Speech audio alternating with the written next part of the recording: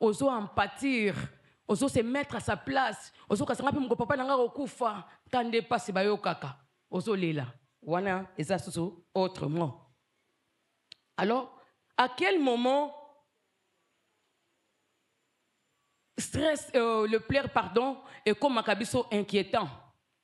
Tout le monde qui au départ, le plaire est un phénomène normal, une réaction au monde soit mais il peut arriver à un moment donné, bah pleur est comme inquiétant, et comme préoccupé non seulement yo moko, et se préoccupé même entourage na yo. Partant de la fréquence, il y a pleur, na intensité nango. Tolubaki awa qui est mutaku feli mobali à se mettre que la belle famille vendicier et zo les tous les jours. Mobali a sali un mois na morgue. O le la kabatio série à 6h, série à 8h, il y a 20h. Donc o le la rakaka, o le la rakaka. So les belle famille et ben ko critiquer, ben ko juger, ben ko botter bien de kona bango. Alors, il y a le moi c'est esclave, tu te mets à pleurer pour que tu gagner confiance à la belle famille. Donc, le plaire est comme inquiétant lorsque la fréquence nayango est comme ébélée. Donc, la fréquence, donc, nombre de fois de pleurer est comme élevé, na intensité de pleurs. Les inconvénients de pleurs dans la santé mentale. Au monde, bato wa boy babela maboma na nzela soki bazam na 100% na bango 75% babandaka na ba pleurs na ba famille soko zu histoire ya bato bazana 5 pp soit bato bazo telengano kuti membre famille a relater bandaki ndenge nini aso bandaka kolela boyeka azolela azobela te eloko te mais azolela kaka. Donc même la santé mentale ezali déjà un problème devant pleurs. Les conséquences de pleurs excessifs sur la santé mentale, nous avons en premier lieu l'amplification des émotions négatives. Donc, tu pleures d'une manière constante, d'une manière permanente, alors, na kati na yo, ba sentiment négatif et comme ko tombo mamakasi, au moins na comme na tristesse moko accrue. Donc, tant comme la tristesse moko exagérée, si comme c'est comme na fatigue moko chronique, tala yo moko par expérience, soko leli mingi, okokuta que nzoto na yo soko asuko travailler comme il fallait à cause il y a pas pleurs. Et fait na yango pe ça sur tout ce qui est conséquence sur l'estime de soi. Tu vas te comme un niveau ya ko s'estimer et au perte de confiance de soi. Même dans ta relation interprofessionnelle, soit dans la société, est comme déjà problématique parce que dans des cultures bien développées, dans l'environnement où il y a un noble, pleurer c'est un signe de faiblesse. Au monde, il y a compétition. Donc, tu ne peux pas envisager d'être grand demain aux envies à pleurs. Jamais. Donc, dans ma culture, où tu as développé, pleurer et signe il y a faiblesse. Tout le monde pleure et lié au départ au trouble mental. Au comment a comme une dépression. Mon soit sali dépression a commis na isolement arza au comment na asizolaka. Si nous sommes il y a ça ne va pas, il y a un problème mental na tel montu na famille. Au moins nous avons kaka yemoko. Tango azolelaka comme yemoko. Tango comme ko déprimé. Déjà sentiment il y a état suicidaire eza ko tambola na ye. Donc a comme prêt ami boma. Ceux qui vont gérer bien, beaucoup de s'étrangler, départ nango wana. Suite il y a ignorance de saranango, to soye bate, au surtout rande konabino à midi mbiki a koufi. To moni susu impact physique, là tolbi sur la santé mentale, impact physique. Donc le plaire ezaka na impact nango sur le plan mentalité. Pleurs pèsent un impact sur le physique. Quand on a une fatigabilité chronique, ton physique ne va pas bien fonctionner. to moni susu tango ba pleurs o ezali excessif to remona le pleurs ezali lié na stress.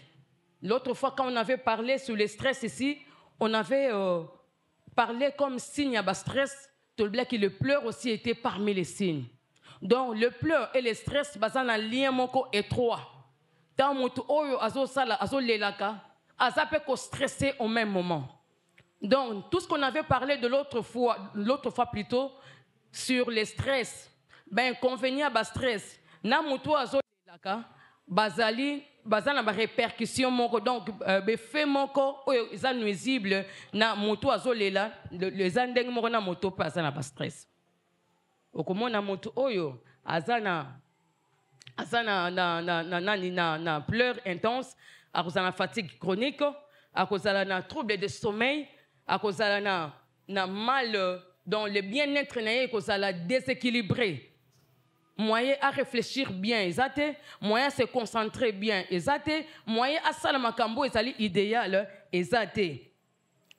Est-ce que boyo kana mte moto moko boya perda être cher?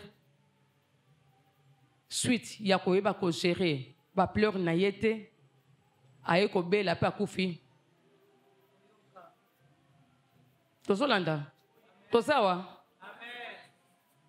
Alors eloko ni ko boma motu tango motu azali ko contrôler pleur na yete na biso ba africain nzamba salisa biso ndenge nini tolela ka motu moko te tango motu azolela motu akufeli par exemple. Tu auras toujours un entourage où il y a tout autour de biso pour réconforter biso.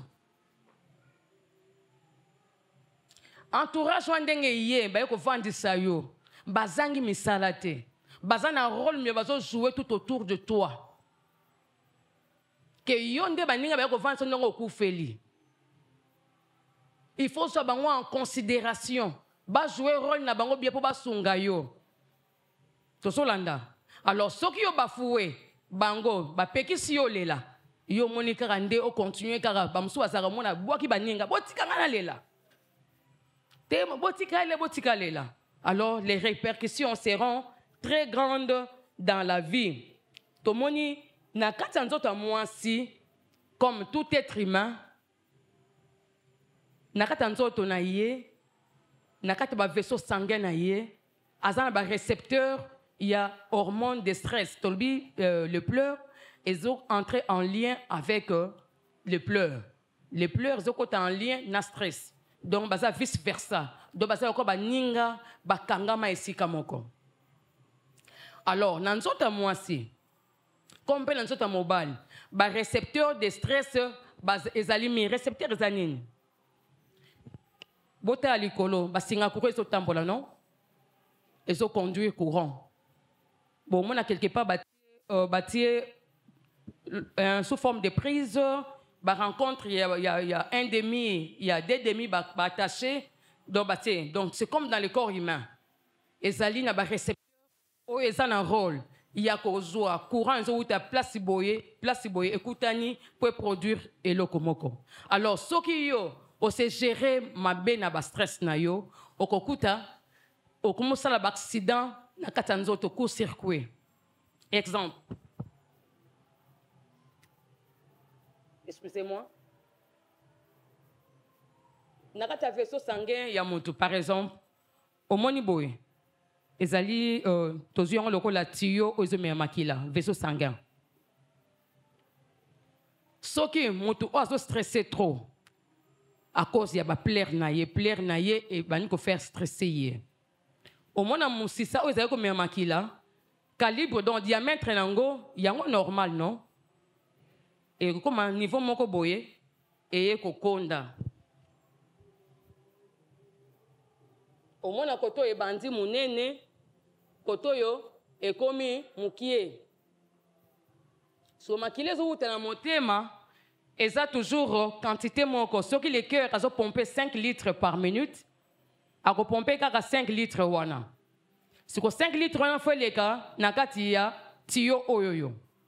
Si awa partie za monene ezo mema quantité normale tant siko ekokoma na esika oyo konti à cause ya stress oyo organisme est sécrété à cause de la pleurs na yo koto e kondi. Quantité makilé zo ya toujours ebele. Tango e komi liboso awe kuti obstacle.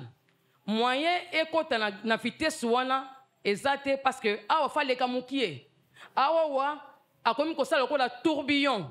Ezo ningana. Tango ezo sala tourbillon wana. Et comment ça le la maquillé comme entassé donc ça le la stase maquillé tondi place wana. Or na makambo maquillé sengaka etonda ke sika moko te. Tango etonda sika moko e comme ko kangama. Tango komo kangama. Calibre mokie e ko resi koleka. Tango e koleka e mati tina cerveau. Na kata cerveau a moto. Ba vaisseau sanguin o ezana cerveau ya moto ezangaka ba élément mususu ndenge musisa o eza par exemple na libumu musisa même makila na libumu o eza na cerveau bazaka en capacité mon côté ya omonaka AVC ibotami na mutu tozolanda na démontrer oyo poyeba ke non même bato asali ba AVC borgina makambo na bango ewutinde esika boye soko se gérer ma be na ba pleurs na yo tu t'exposes au comme appelé diabétique parce que les hormones de stress suite aux pleurs et comme matériau sucre au comme diabétique au comme hypertendu au comme la maladie à motema au comme un problème ébélé. Alors au vu de toutes ces réalités comment nga mutunde nazali boye comme tobi que non tout le monde a appelé à vivre na ba pleurs si on a osala ndenge nini pona ba ko gérer ba pleurs nangai. Entre temps en passant sur la question au commun petit protocole, on ne saura pas répondre aujourd'hui. Rendez-vous à 9h prochain, tu vas un atelier, tu vas répondre à la question. Si la question, comment déjà un papier au petit protocole, tu vas garder le mois prochain, on va partager.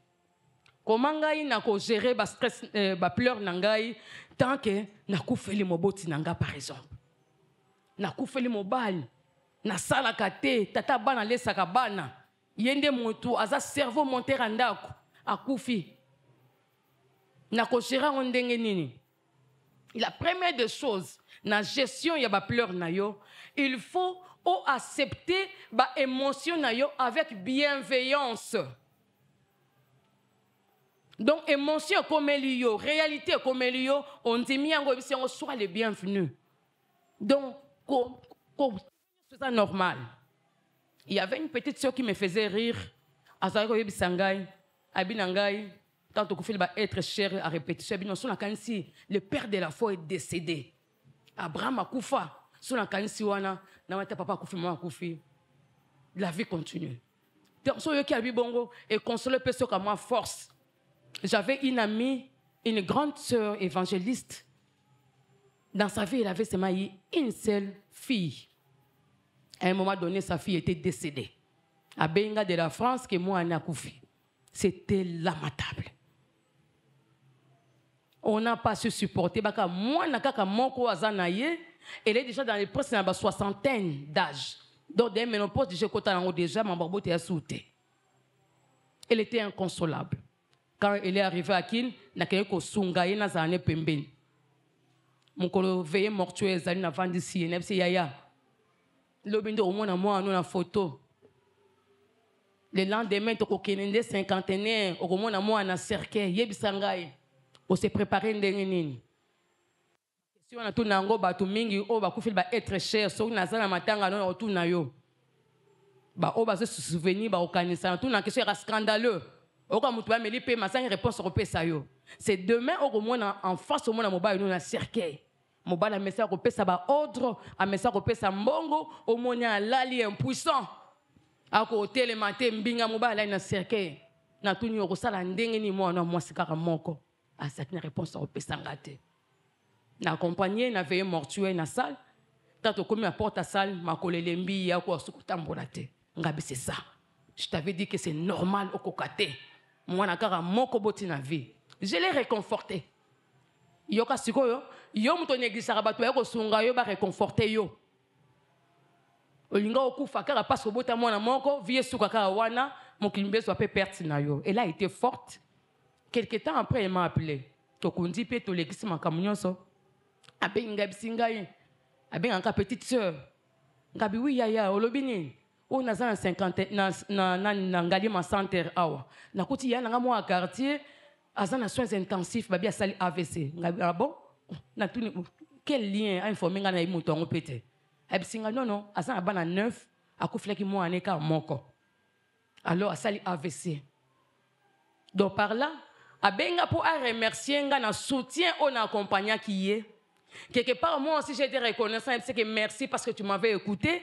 Parce que mon tari n'a pas de neuf. À sali AVC, à n'a pas de 8 morts à koufi, à sali AVC en soins intensifs. Bon, yo saki na mort à likinda. On koufa déjà. Vous voyez? Donc, la gestion des stress. Au gérer stress, il y a des techniques. Premièrement, on peut accepter les mentions avec bienveillance. Les camboyés, les banda, les aussi la thé. Bisoto koleka, les continuer. Trouvant normal. Moi, c'est normal. La mort est inévitable. Tu dois comprendre. Alors, en deuxième lieu, il y a des exercices à faire.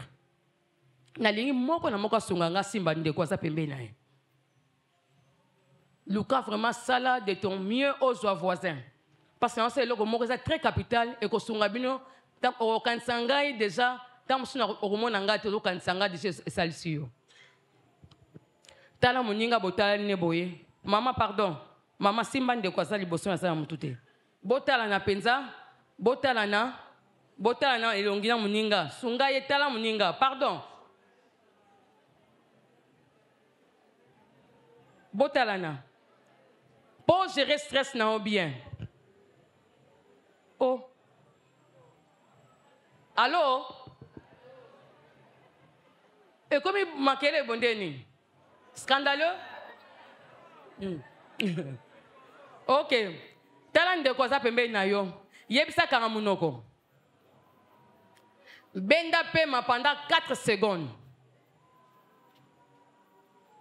Au bendi pema pendant 4 secondes. Au kangi pema pendant 4 secondes. Bandela. Benda pema pendant 4 secondes. Bomba ngope 4 secondes. Fongola munoko, bimisa pema na munoko. Bandela lisusu. Benda. Bomba. Bimisa na munoko. Quand tu fais ça, devant les pleurs, et ça soulager l'esprit nayo, et soulager le corps nayo.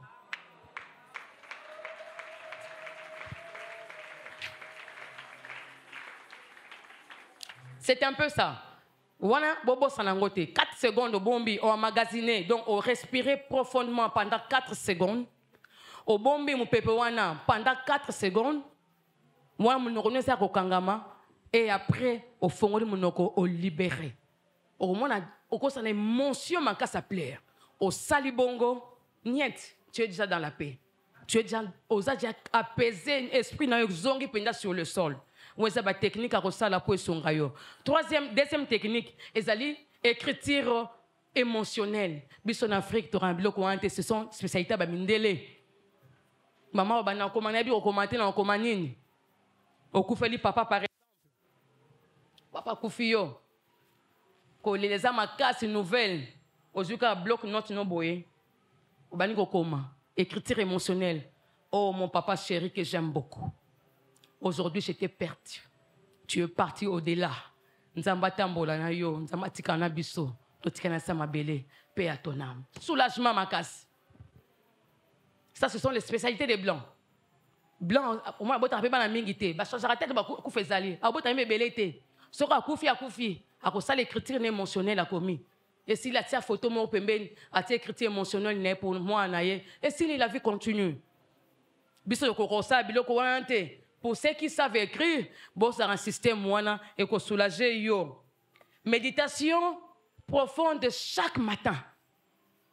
Devant le pleur. On croyait que ceux qui ont médité dans le Tongo, et ça qu'on méditer sur passion, sur comme un état d'inquiétude. Il faut méditer positivement chaque jour. Au moins 5 minutes par jour, le matin, même devant des mentions grandes. On méditer et qu'on sungayo makasi. Et que sungayo makasi chaque jour. Et alors, au-delà de tout, il faut chercher un entretien avec un homme de Dieu. un pasteur de confiance, on s'est confié devant du Cambozanango, un ami de confiance qui a un conseil bien à Rosungayo.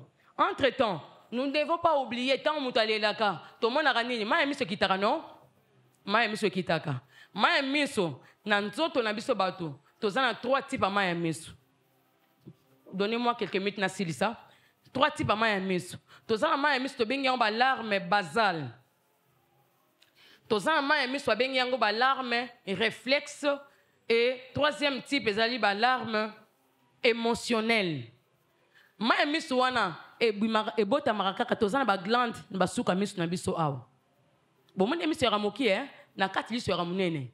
Mais glande ya glande moki je crois peut-être que ça glande moki donc glande ça lokola et loko secrétaka ba mai moko boye soutenaka corps ba substance oyo soutenaka nzoto na d'une manière donnée et consort. C'est que ba glande wana tant yozo sa la mai miso no mabe. L'arme basale, rôle nesalini, azo jouer barrière entre misona yo et zo contact na microbe te. Ils ont un rôle, il y a protecteur, il y a lisse.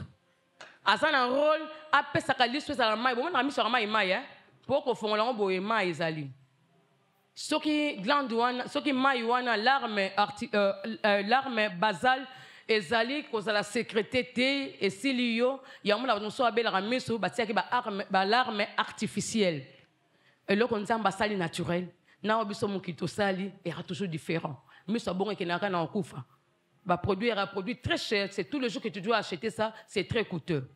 Siko soki larme basale et silio au mona miso ekangami po ya kana rôle ya ko libifier miso ya ko tsali so ya mamai po liso tombo maboye likolo e kitaboye eza na besoin ya larme wana yene mutazo jouer rôle kati wana za ka moi semba mai boyo ko fongola ngo botala pe boye na larme réflexe au moins sokata matungulu au mona même ce qui tient ce sont des larmes réflexes pour na nini odeur wana koti na miso ko a libérer toxique.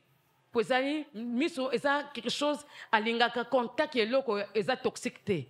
Ba sola makas, ba poussière, ba larme ko pon so tambola mon pepe makas on boule soya, au moins même so mo kitayo. Ezo libérer l'ingite saité tika na miso.